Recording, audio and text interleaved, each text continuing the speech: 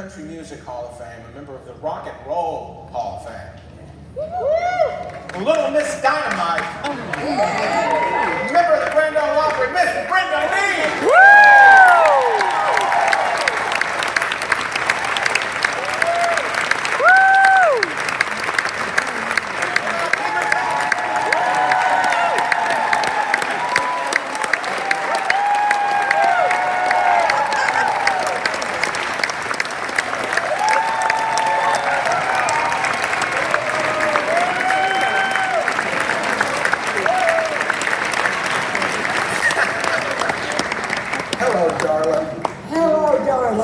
Goodness gracious, come right over here. Sit right here in this. I've heard Conway say that so Oh, I know. Here you, I got one for you.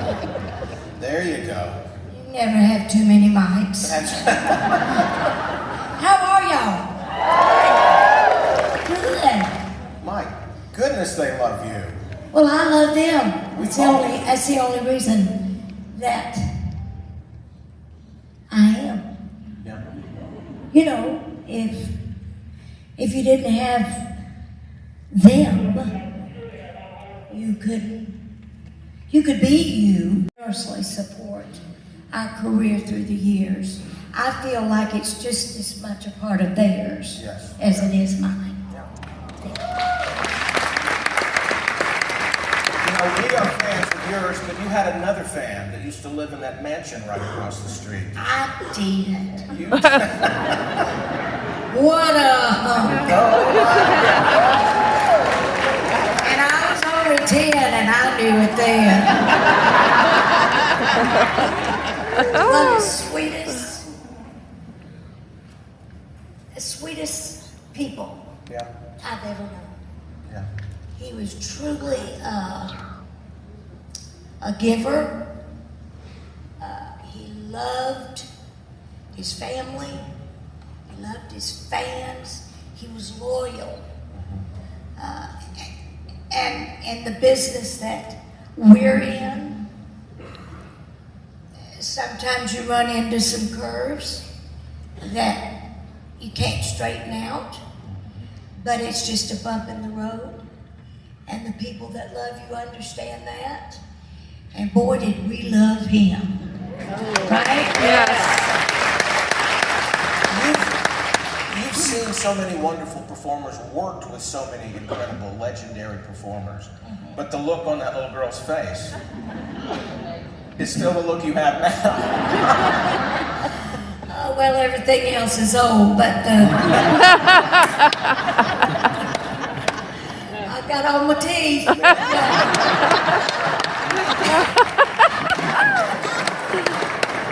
Oh, Lord help us all.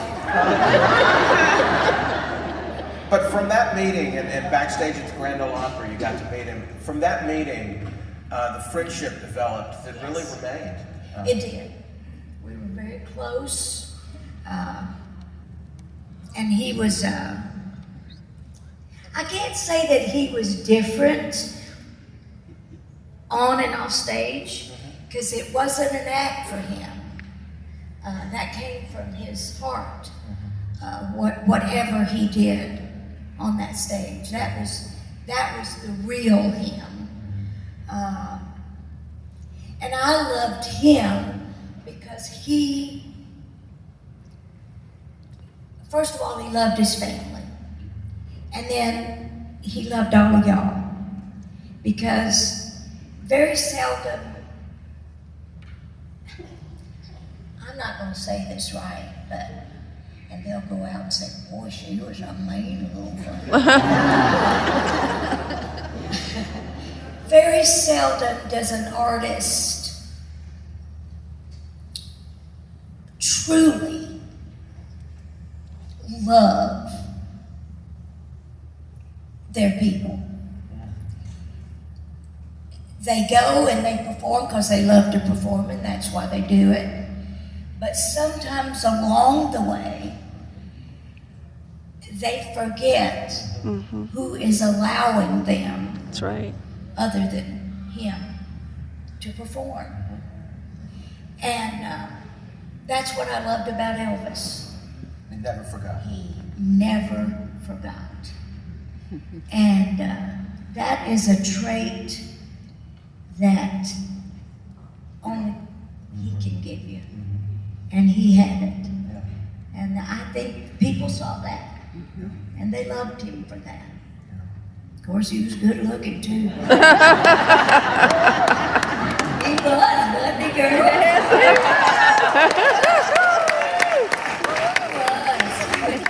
He was precious.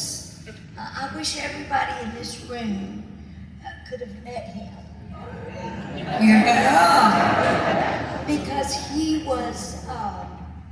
Look at that. Look at that right there. A few years later from that first meeting, but you still have that smile on your face. Yeah, I was looking front and she was looking great. And he was looking really good. Yeah, that's on the lot of 20th Century Fox. Okay, yeah.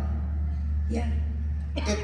I see photos of Elvis like that, and I also see him. There's a photo that we have of Elvis in high school. He looks otherworldly. He's so good looking. He doesn't even look like contemporary men of the era that he was living in. He just always looked like it. Yeah. Oh, he was pretty. Yeah. Wasn't he, girl? Yeah.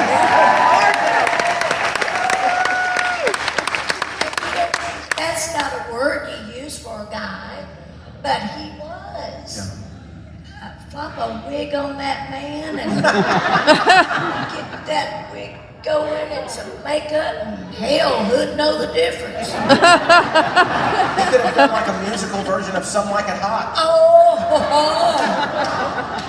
Yeah. I'd like to have been in it with him. Now, you are such an amazing person, such an amazing artist. Elvis had a way to take a song and kind of make it his own. You know, we say that, you know, Elvis, if they want to criticize Elvis, say, well, he never wrote his own music. But what he did was he found music that spoke to what he was going through at the time, and he made it his own. Absolutely. And you as an artist can take songs by people other than yourself and you make them your own. For example, if you want to ever hear that proven, listen to the song Bringing It Back, right? You know the song Bringing It Back. We're going to hear about that later this morning, but the song Bringing It Back that Elvis did, and you cut that song too, to make it your own. And that's, I think, the mark of a true artist that can take a song and make it their own. And of course, that's what you've been doing. But talk to me about Elvis as a stylist, a song stylist, of how he was able to record. And it seemed like he was doing more than just saying the lyrics. Oh, he was. He lived what he sang. Yeah. And it came from a place that I don't even think he knew. And he's one of those entertainers that I look at and say, he would have done this no matter what. If he sang at Bobby Joe's bar for $10 a night, or at the London Palladium for God knows what, he would have been doing that because that was his heart. And he loved people. Yeah. He loved his people. Hell, we were all his people. So he loved us all. But no, he was a fine gentleman. Yeah. He really was. And he did have a loyalty to the men that were in his life. He bestowed upon them the TCB necklace, the Taking Care of Business, Yes. lightning fast. Right. And to the women, he bestowed the TLC, Right. because you're to be treated with tender, loving care. Right. And you received one of those necklaces I from did. Elvis. I've got the TLC and the TCB. Ooh, you were doing both. You were taking, Yeah. Just like him. That's right. Just like him. We started taking care of business at an early age. That's right. You did. And everybody around us. Yeah. No, he was, you know, there are no adjectives to describe him. Yeah. He was his heart was just big. A lot of people didn't realize that. And he didn't show that a lot, but you felt it, whether you knew him or not, when he sang, because it was all there. Yeah, he was a big fan of other artists' music too. Absolutely. You know, and we were talking backstage. I congratulated you because back in 2023, Rocking Around the Christmas Tree went #1 on the Hot 100, beating out Taylor Swift. Woo!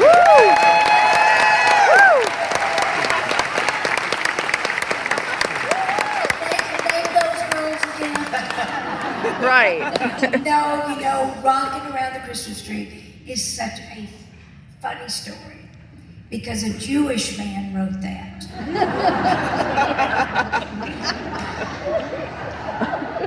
And all that would come out of him was that, stuff like that. Johnny Marks was it, well, you know, was his name. And I was lucky enough to get it. And it laid around, and it laid around, and it laid around. And finally, I had Sweet Nothings.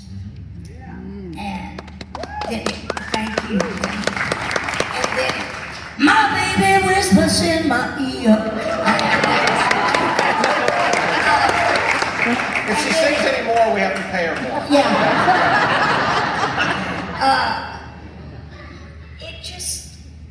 It struck the public, and the public is always, you know, a song can be great, but if they don't like it, Doesn't matter. it just doesn't matter. Yeah.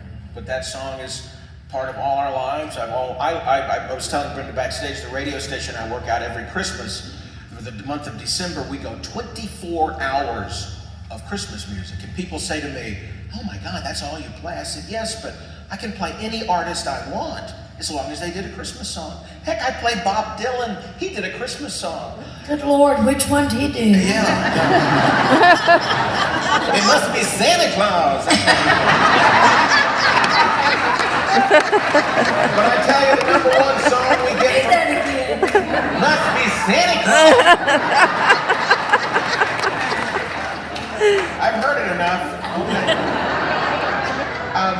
The #1 song we get, because we have our request lines and we have our social media to tell us what do you want to hear.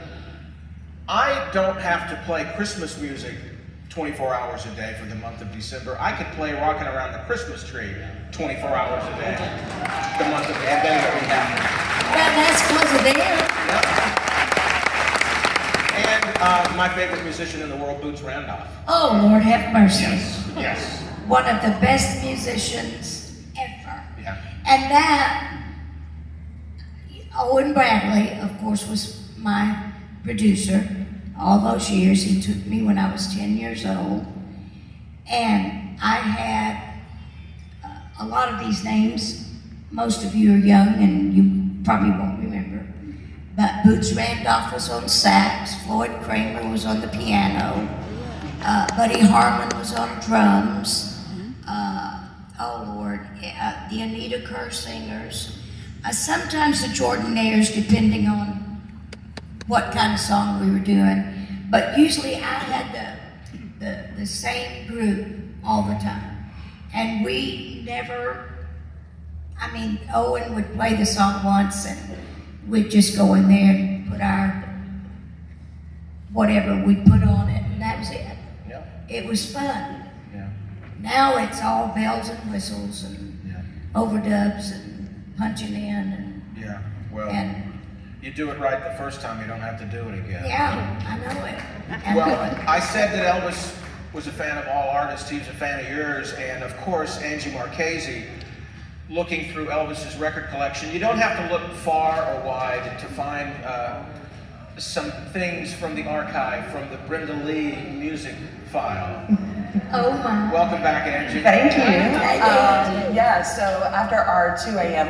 end of our tour last night, Yes. I snuck back in the mansion and I went through Elvis's records that are in the TV room, and I found, these are yours. These are the copies of your 45s that were actually in the TV room at Graceland.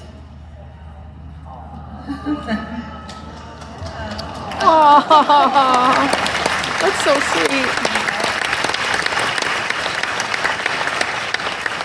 And then this one is He's My Rock. Yeah. So these are just a few of the records that literally, every day when you walk through the TV room, these are some of the records that you see kind of hidden in plain sight, another part of our hidden tours. Yeah. We were friends, and we were two. When you say I was poor, Elvis said I was poor. And our mothers, well, my dad died when I was very young, but our mothers were our foundation and believed in us. Elvis was just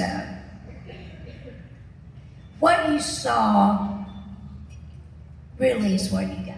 Yeah. He didn't try to. Well, the suits were kind of bells and whistles. But other than that, what came out of that vocal box was him. Yeah. The hurts, the disappointments, the love, the whatever adjective that you want to put. Yeah. He sang. Yeah. Well, we loved his singing, and obviously He loved your singing. he loved your singing, but he loved you too. And we do too. Well, thank you.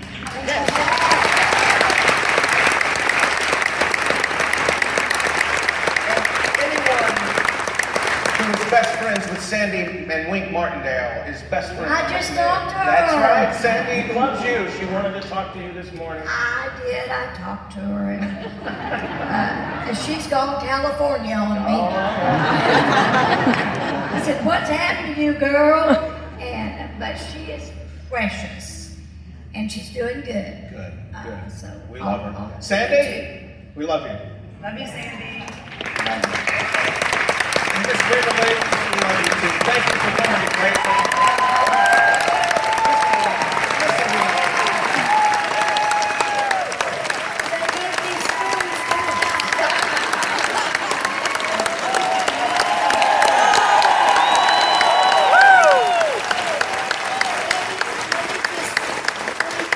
With this.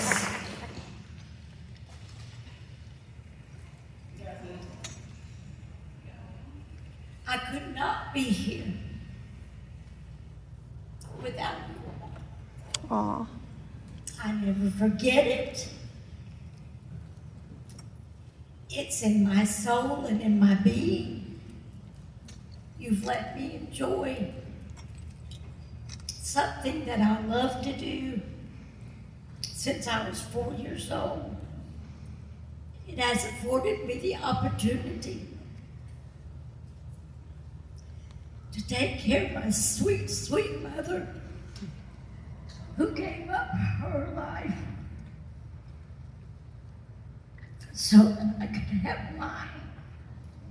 So thank you so much.